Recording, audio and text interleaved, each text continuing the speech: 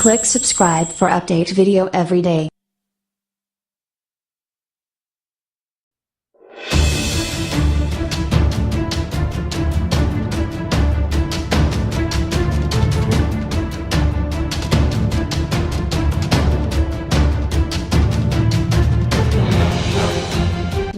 Netbooks may be dead, but the idea of low-voltage computing hasn't been buried with them.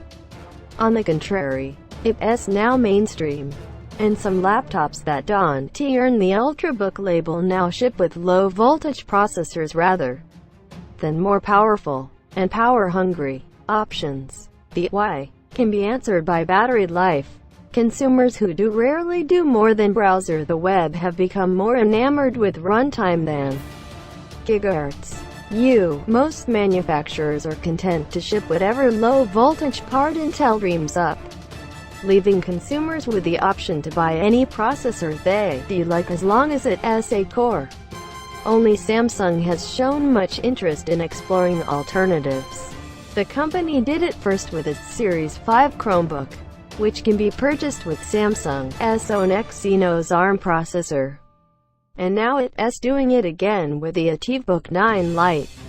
The ATIV Book 9s has one of the best keyboards available on a laptop sold under $1,000. In most respects the ATIV Book 9 Lite is similar to its more expensive cousin, the ATIV Book 9 Plus. Yet the Lite starts at just $799, a full $300 less than the Plus.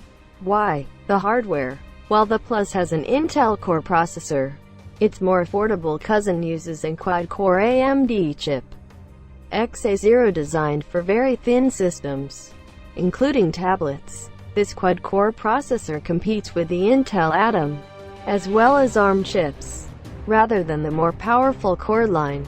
This is why Samsung can offer a system that's barely more than a half-inch thick for $799. But sacrificing performance to improve portability is a historically troublesome compromise.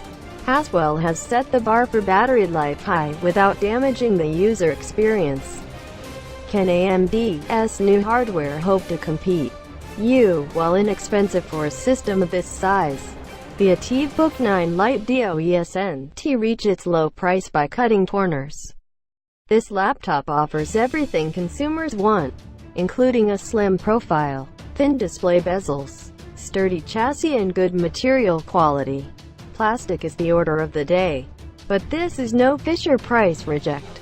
In fact, the Lite feels more robust than the all-metal we recently reviewed. Aesthetics are another matter. Though far from ugly, the Lite's glossy exterior is a fingerprint magnet and, when purchased in blue, the system looks a bit drab. Buyers who like the look of the Samsung Galaxy phones will like what the Lite has going. But those who find